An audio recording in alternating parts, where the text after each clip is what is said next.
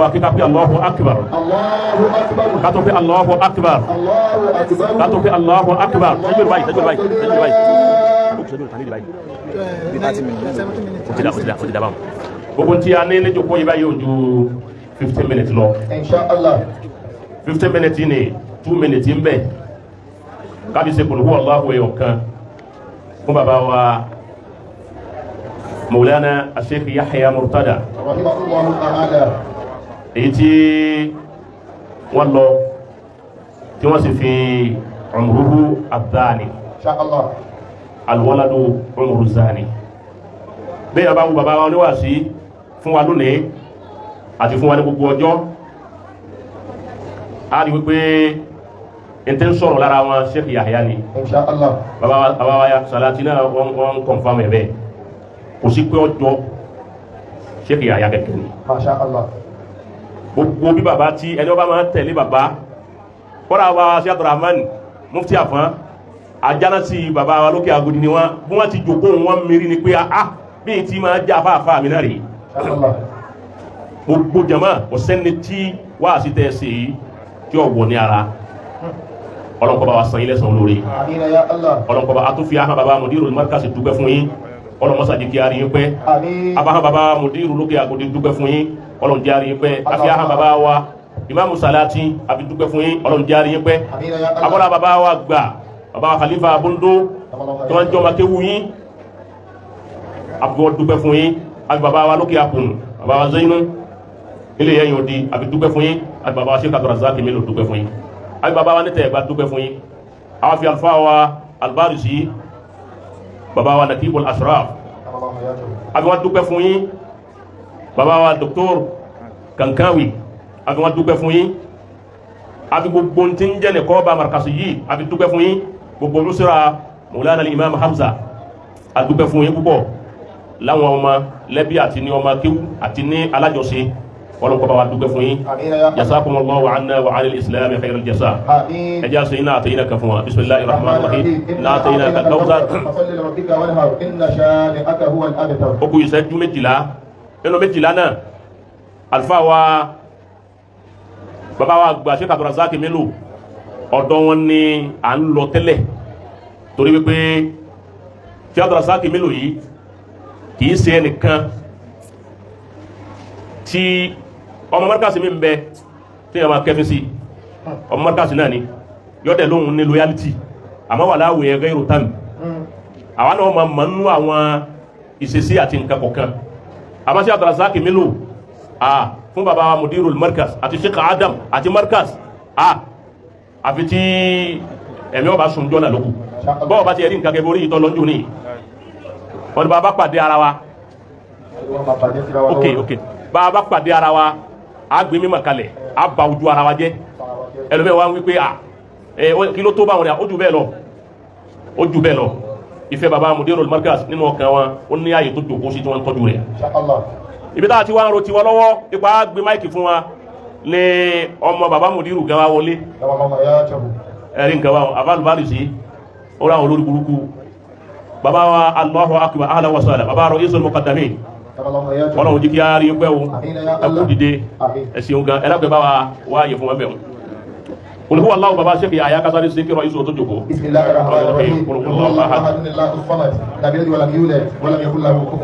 ẹ̀lápẹ́ ẹfún wáṣá yìí wọ́n bẹ̀ abá Al-Barisi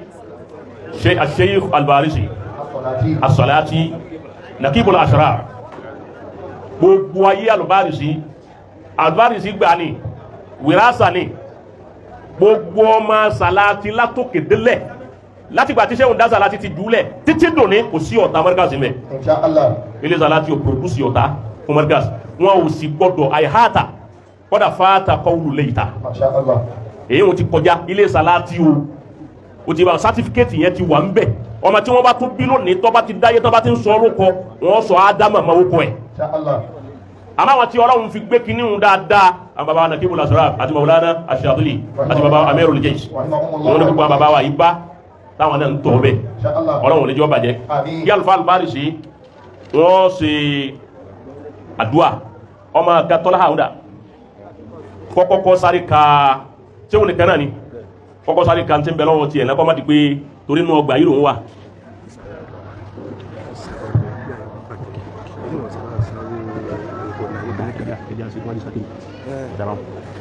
tí ajitọ́lá yìí bá ti ka kọ̀sídà tó fẹ́ ká ìkankan bẹ tí mo fẹ́ kí a ṣe lónìí àti ìṣe láti àná àti jẹ́ ta ìṣe àwọn fẹ́ ká ṣe lónìí mọ̀ wá sàlàyé.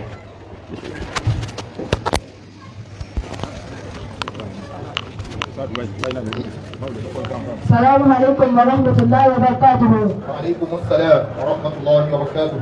الحمد لله الذي جعل الضيافة سنة ومنهاجا للمسلمين والمسلمات والمؤمنين والمؤمنات لقوله تعالى في القرآن الكريم هل أتاك حديث ضيف إبراهيم المكرمين إذ دخلوا عليه قالوا سلاما قال سلام قوم منكرون نحمده على ما أنعم علينا من الهداية والتوفيق ونسأله الزيادة والعاقبة المحمودة ونصلي ونسلم على من جاء كالشمس والضحاها والقمر إذا تلاها والنهار إذا جلاها القائل في جوامع قلبه من كان يؤمن بالله واليوم الآخر فليكرم ضيفه سيدنا محمد بن عبد الله وعلى آله وصحابه وكل من سلك مسلكهم إلى يوم الدين. أما بعد فإنه لمن الجدير أن أرحب بمن رحب به ربه كما كلفتني إدارة هذا المركز وذاك البليغ الذي يحوك الكلام على حسب الأمان ويخيط الألفاظ على حدود الأمان وذاك الشيء شاكر يا مقتدر أقدي أدام الله حياته ودولته. آمين. ثم أستقبل الحاضرين والحاضرات علماء وطلابا مني إليكم تحية مسنونة قراءتها مسنونة لكن إجابتها مفروضة على الكفاية قائلا السلام عليكم ورحمة الله وبركاته. وعليكم السلام ورحمة الله وبركاته. جزاك الله خيرا. آمين. جزاك الله خيرا. الله خير سلوكي. آمين. adúgbò lọ́dọ̀ Ọlọ́run. Alhamdulillah. adúgbò lọ́dọ̀ Ọlọ́run. Alhamdulillah. kí ló wí. ọ̀kan nù àwọn ọmọ àyè níyà yìí sínú àlè yìí tó ṣe tán yìí. Inshallah. gẹ́gẹ́ bí anabi sí ní inna Allaha yuhibbu ma'ali al-umur wa yakrahu safasifaha. Inshallah. wa li mawlana al-imam Hamza ma'ali al-umur. tọ́já sí wípé láti ilẹ̀ ni wọ́n ti ní ambition yẹn ọlọ́run kí ó bá wà pẹ̀lú wọn bá wa Sheikh Al-Markazi akíyẹ̀yìn náà púpọ̀ ẹ ṣeun gan ọlọ́run san yín lẹ́san olóore ẹ kí bàbá wa lókè Agodi. Naam, ṣáájú gbogbo ẹ̀ a gba èyí tí mo ní àti bọ́ lónìí alfa ọgọ̀ èyí tí wọ́n ṣe fún wa ó jẹ́ àmà wípé ìjókòó yìí ìjókòó Kàdìríyà ni gbogbo ìjókòó kọ̀ọ̀kan náà ni wọ́n máa fún wa ní àpẹẹrẹ tá a máa fi máa bú ni ìjókòó yẹn ti rí fún ẹni tí kò bá mọ̀ wọ́n tẹ́lẹ̀ Ọlọ́run bá wa san yín lẹ́san olóore. Àmín. Ibi wá sí ni a lọ gẹ́gẹ́ bí pé Al-Wa'isul Muntazar àwọn náà ni ọmọ wa dúró de àsìkò yìí bàbá wa Amirul Wa'isi èyí tí ó jẹ́ khayru khalaf li khayri salaf. bí a bá ń pé gbólóhùn tí alfa gbà ń dásalati rahimahullahu ta'ala baba Sheikh Yahya Murtada rahimahullahu ta'ala wọ́n nígbà tí àfá ń dá kú ọlọ́rin tí wọ́n ń kọ́ kí àfá ń dá jọ́nà ni pé wọ́n ní bọ́mọdé bá ń lọ anísàláti bálàgbà ń lọ anísàláti òwèrè káyé má bàjẹ́ láàfá tàpá ń ké bí bàbá Sheikh Yahya ti wínú wọ́n ní ariwo tí wọ́n ń pariwo salati salati wọ́n ní káyọ́ má bàjẹ́ láàfá tàpá ń ké èyàn jẹ́ àfá salati gbé àfá salati wá kíwò sí káyọ́ má bàjẹ́ tí wọ́n kú láyé bóòrùn ilé salati ó sì wá bàjẹ́ irú àdánwò tí Ọlọ́run gbé bá wa ń lé salati léra wọn bẹ́ẹ̀ ọkàn rẹ̀ bá jáde kó ń bomi wọn tún gbúrò lé wọn láyé tálkì yá mọ́ fi dé bọ́lọ̀ tí wá alfáwà gbà kéwù pè mí أهلا وسهلا. ọlọ́wọ́ sàn ilẹ̀ sàn olóore wọ́n ti wá ń bí ilá tẹ̀kẹ́ wọ́n tó níbi tí wọ́n lọ ni. إن شاء الله. yusiitum khayran wa saddada Allahu khutahum. آمين. ọlọ́run ti wá sí ilé salati tí wọ́n ń sẹ́kù dùn ní sẹ́ńtúrì tí a wà yìí sẹ́ńtúrì sẹ́wù salati ni إن شاء الله. toro ní sílsílà iṣẹ́ sẹ́wù salati wọ́n pẹ́ kò sí tọ́lọ́run ò lè ṣe àgbà bẹ́ẹ̀ àmọ́ àwọn nǹkan kan bẹ tọ́lọ́run ti parí ẹ̀ atiman maqdiyan إن شاء الله. wípé òun ò ní ṣe irú bẹ́ẹ̀ tọ́lọ́run ti parí òun lè ṣe àmọ́ òun ò ní ṣe ni kí ọkùnrin ó lóyún kó bímọ ọlágbára àmọ́ kò ní ṣe sílsílà alẹ́ salati àbá salati ti ṣiṣẹ́ kalẹ̀ tí àfa ní bóódù nazọ wọ́n rí òní wọ́n sì rí ọ̀la látàná ni wọ́n ti rí wọ́n á wo wípé táwọn bá lọ tán ìràwọ̀ wo ní ń bọ̀ tí ó mẹ gbogbo ayé tí ó kárí ayé tí ó kún lẹ̀ yìí yóò bọ́ sílé aláwọ̀ funfun ما شاء الله. àbá salati dá alẹ́ gàrà wọ́n rí wípé Sheikh Adama ni رحمه الله تعالى. àbá wa rí wípé àsìkò yí àwọn kìnìún jẹran jẹgun láàyè ní bẹ èmi ń dásì fẹ́ lẹ́yìn mo fẹ́ lọ́la bí n ti ń lò ní mo fẹ́ lò ọ̀la mo fẹ́ lọ̀tún la mo fẹ́ lò jọ́mẹ́rin ما شاء الله. báwo mo ti wá fẹ́ rí lò àbí kí n lọ lè mí sí ara ẹni tí ń bọ̀ wá lò ọ̀la tá a bá kú mẹ́ta òun ni Alfa Gbanda Salati fi mí sára bàbá wa Sheikh Adam رحمهم الله. kọ́ra bàbá wa ní olè márùn fi bìkan hàn mí nínú markas ibi masalasi wọn èyí ní sọ̀rọ̀ mbẹ́ púpọ̀ wọ́n kà fi hàn mí pé ọwọ́ àfàǹdarì njẹ́ wọ́n fẹ́ wú bàbá Sheikh Adam ní ẹ gbọ́dọ̀ wú bẹ́ẹ̀ ni ó kọ́ ọlọ́run kan àfàǹdà dúró tí wọ́n fọwọ́ lé mbẹ́ àwọn ọmọ tí wọ́n wí àwọn ọba ní ẹ wú àmọ́ gbogbo bí lẹ́lẹ́ wú ẹ gbọ́dọ̀ fọwọ́ kàbí torí ó kọ́ ọlọ́run tá àfàǹdà ń ké síbẹ̀ yìí má ما شاء الله. sílísílà yẹn lágbára tẹwádìí bí tá a wà yìí afa Sauti ogun tó bá ti láwọn olù náà wọn olùkù sí wàhálà àmì olùwáyé sílẹ̀ ni حياكم الله. àwọn akéwúlá gègé tán bàbá wọn lè márùn ọlọ́wọ́ jẹ́ àríyìn pé نعم الله حياته. ọya ahlan wa sahlan wọ́n máa bọ̀ wá ẹgbà báyìí wá ní أهلا وسهلا بكم. ẹ wá yìí wọn ومرحبا. ẹ máa bọ̀ bàbá wa ó lè márùn حياكم الله. ahlan wa sahlan wa marhaban bikum ọ̀rọ̀ yìí náà láti sọ lọ́wọ́ wallahil azim إن شاء الله. ẹ̀rí nǹkan ọmọ ọkùnrin bàbá wa Salati ẹsà fún wọn lẹ̀ ẹ fún wọn lẹ̀ báyìí tó bá wù wọn kí wọ́n ṣe torí wọ́n ti rádájú ó lè márùn ẹsà fún wọn lẹ̀ wọ́n ti rọ́gà ẹsà fún wọn lẹ̀ báwọn bàbá wọn lè márùn ọ̀rọ̀ yìí náà làwọn sọ lọ́wọ́ إن شاء الله. wáàsí tí wọ́n fẹ́ ṣe yìí àfi kí aṣọ sílsílà ààyè yìí láti kí àwọn jàmáà tí wọ́n bẹ ń kalẹ̀ ọmọ kí ni aláàkọ̀ tí ń bẹ láàyè yìí pẹ̀lú lè Salati إن شاء الله. ẹ dákun àbá mi fi ta kú ń bẹ ni ọ fẹ́ kí àmì wọ́n ma wù mí bàbá wọn lè márùn mo lẹ́yìn lẹ mú mi dé irọ́ tí mo pa lẹ́yìn inú mo lẹ́yìn lẹ fi àyè wọn hàn mí nínú masalasi markasi àyè tí ọwọ́ àfàǹdá wà wọ́n dà àfàǹdá ẹ láńṣẹ́ àdámà ní àfàǹdá kọjú síbẹ̀ ó sì wí ó kọ́rọ̀ àwọn ọmọ tí wọ́n wí ọ̀sán fáwọn ẹ gbọ́dọ̀ wo níjọ́ tí wọ́n fẹ́ ṣe renovation masalasi jẹ́mọ̀ wípé sanadu yẹn wà sọ̀hẹ́ kò sanadu wal mọ́tò naam ibi tá a wà yìí ayé baba wa gba al-Imam Hamza baba wa Lágbàjì alfa ńlá ni wọn إن شاء الله. bí wọn bá wọ̀ lọ́rin bí wọ́n ti wọ̀ lọ́rin yìí wọ́n fi bọ̀wọ̀ Àgbàjì ni wọ́n sì fi bọ̀wọ̀ àfa Àlìmìrì àfa ńlá ni wọn kọ́lọ̀ mọ́sá jẹ́ kí a rí wọn pẹ́ آمين. ní Oǹdó lọ́hùn ìjọ tá a lọ ṣe wá sí ń bẹ́ẹ̀ àwọn ni wọ́n gbà mí lálejò wọ́n sì rán mi ń sẹ́ kọ́dà nínú sẹ́ tí wọ́n rán mi sí bàbá wa níyà yìí wọ́n rán mi sí bàbá wa Ìmámù Àgbà wọ́n sì rán mi sí bàbá wa Lágbàjì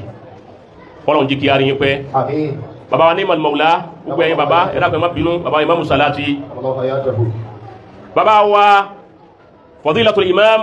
al-marhum ar-rahil Mawlana al-Imam Hamza رحمه الله تعالى. ẹ̀yin lé Salati iṣẹ́ yín ọ̀rọ̀ yín òun ló di àyè yìí nítorí mo fẹ́ kí ẹni tí ọba mọ̀ lè mọ̀ nù ọ̀rọ̀ yín ọ̀rọ̀ tí ilé Salati sọ ọ̀rọ̀ tí Salati sọ kẹ́límà ẹ̀yọ̀ kan tó jáde lẹ́nu Salati òun ló di àyè yìí ما شاء الله. báwo ló ṣe rí bẹ́ẹ̀ gbogbo wa náà la mà inú tàn tí bàbá wa Sheikh Yahya sọ رحمه الله. wọ́n ní ọjọ́ tí àwọn ń bẹ lọ́dọ̀ bàbá àwọn lóṣogbo òkun tí wọ́n bá kọ́ àwọn àkèyí àwọn ìmọ̀ kankan wọ́n ní ìbànújẹ́ wọn ń bẹ lára bàbá àwọn Àfà Ǹdá Salati wọ́n sì jásí wípé bàbá wa Murtada tó bí Sheikh Yahya رحمه الله. bóyá mùrídìí Ṣéhù Sàlátì ni wọ́n tọ̀ mùrídìí Ṣéhù Sàlátì ni wọ́n àmọ́ Ṣéhù Sàlátì a máa wá wọn lọ gẹ́gẹ́ bí ṣéhù rẹ̀ fún mùrídìí ẹ̀ wọ́n ni wọ́n máa wá wọn lọ sí Òṣogbo ẹ̀bà bá wọn máa ṣe ìjà ọ̀lànà káàkiri ni wọ́n wá dọ́dọ̀ wọn bàbá Murtada àwọn sì ń bẹ lọ́dọ̀ bàbá wa ń banújẹ́ ojú wọn kóró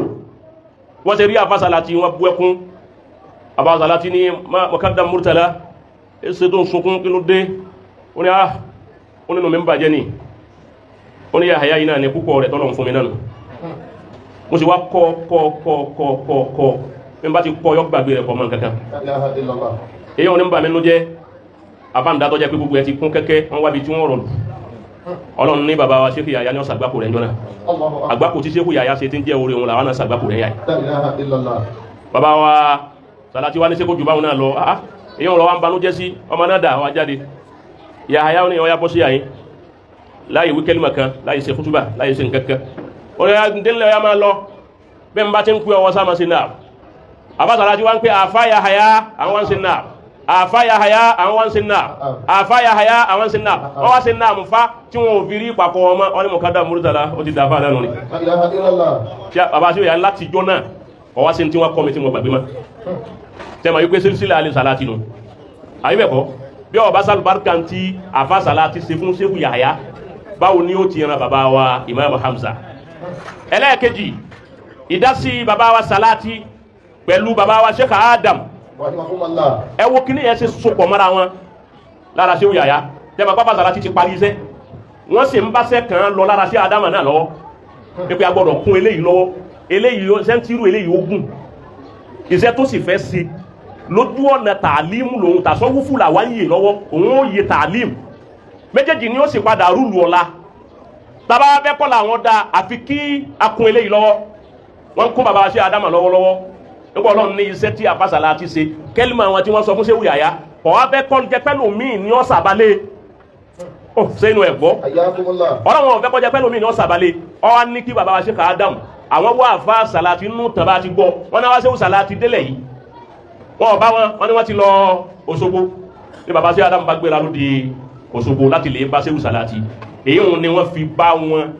fi bá Àfà ǹdá lọ́dọ̀ bàbá Sheikh Yahya bí bá wọn tí wọ́n bá wọn ń bẹ̀ tí wọ́n parí magana ṣe gbogbo ẹ̀tán ni bàbá tó bí Sheikh Yahya wá ní òun lọ́nu tọ̀ máa fọmọ rẹ̀ lọ Yahya ọya máa tẹ̀lé tẹ̀lé pé Àfà ǹdá náà lọ parí gbogbo sẹ́yìn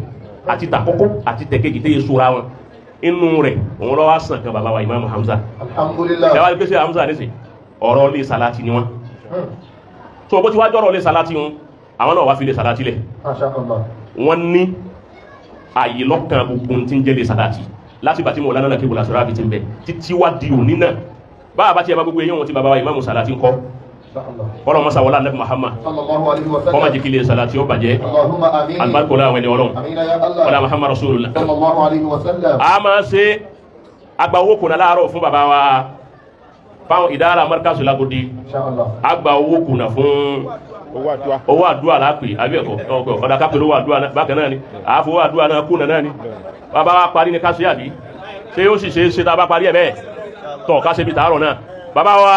Amirul Wa'izin ẹ̀yin lẹ́sẹ̀ wá sí báwọn bàbá yín ti jẹ́ afáǹdá ti jẹ́ tó fi sẹ́kù bàbá wa Nàkíbù Lásìrá fi gbà wọ́n jẹ́ wọ́n sẹ́kù bàbá wa Sheikh Sásìlì wọ́n jẹ́ wọ́n sẹ́kù bàbá Amirul Jẹ́sì jẹ́ wọ́n sẹ́kù ọjọ́ tí bàbá wa Sàlátì ń sọ ń jọ́nà lérí mímbàrí wọn tí wọ́n ṣe wá sí lálẹ́ lẹ́nìkan ṣe wótòwótò sí wọn nílẹ̀ yìí nínú rédíò lọ́dún náà Àfà Sàlátì wá ń wí pé wọ́n bá ṣe pẹ̀lẹ́pẹ̀lẹ́ okó bá tó lé ní ètò ọmọ mi lẹ̀ sí ọ bí bá tú lẹ̀ sí ọ yọ fà wọ́ya pẹ̀lú mà ẹ̀yìn ni wọ́n wí jọ̀hún níjọ́ òun lẹ́sẹ̀sẹ̀ darí ẹ̀rọ tí gbogbo ẹ̀ ń gbóná lọ́wọ́ ẹ bá gbọ́n wá sí wọn ní rédíò ń gbà náà fà bàbá wọn lè márùn náà ni wọ́n ń ṣètò gbogbo ẹ̀ ń gbà bẹ́ẹ̀ tí wọ́n ń jẹun kọ̀ wá bàjẹ́ dòní kò ní bàjẹ́ lọ́la àmọ́ ká tó gbé máìkì fún ọmọ kan tó fẹ́ ṣe tẹ̀rí ibù kan sáré wá sí ẹnìkan ṣoṣo láwọn méjì wọn fẹ́ ṣe tẹ́lẹ̀ àbí ọya mẹ́ta ni òṣìkà nù tó fẹ́ kà wọn ni kíá